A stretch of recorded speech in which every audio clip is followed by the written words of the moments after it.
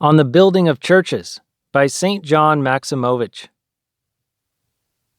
Some people are saying, the time has not come to build the Lord's house.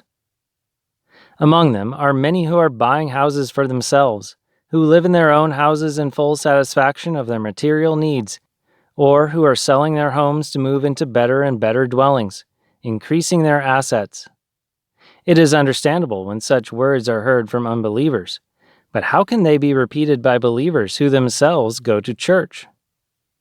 A church is a place that is consecrated, holy, in which there always dwells the grace of God.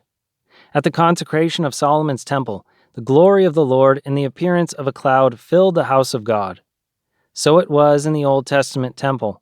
How much more powerfully does the grace of God act in the temples of the New Testament, where there is offered the true cleansing from sin, where we partake of the true body and blood of Christ, where during the divine liturgy the Holy Spirit continually descends upon the gifts being consecrated and upon the people present.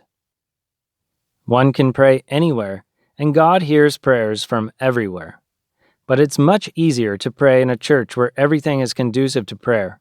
From there our prayers ascend to God, and the mercies of God are sent down upon us. The construction of a church is a sacrifice to God.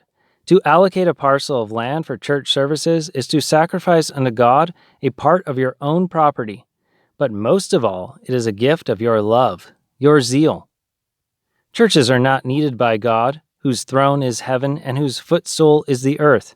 It is we who need them. It is we who benefit from donating toward the building of churches, although the Lord accepts not so much the substances of our alms as much as he does our zeal, the quality of our effort. Christ approved the widow's mite, saying that she had given more than anyone else. For the rich cast in a great deal from their abundance, but she gave all she had, all her livelihood. Those alms we give in the name of God are received by God himself.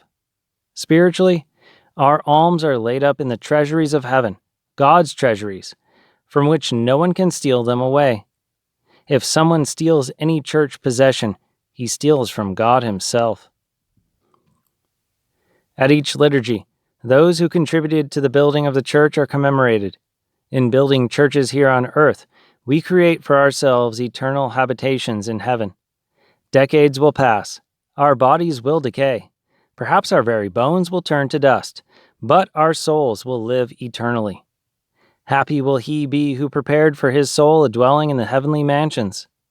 Even if the churches which are built should fall to ruin, the names of those who contributed to their construction will be written in God's eternal books, and the prayers which arose from within these churches will be sealed.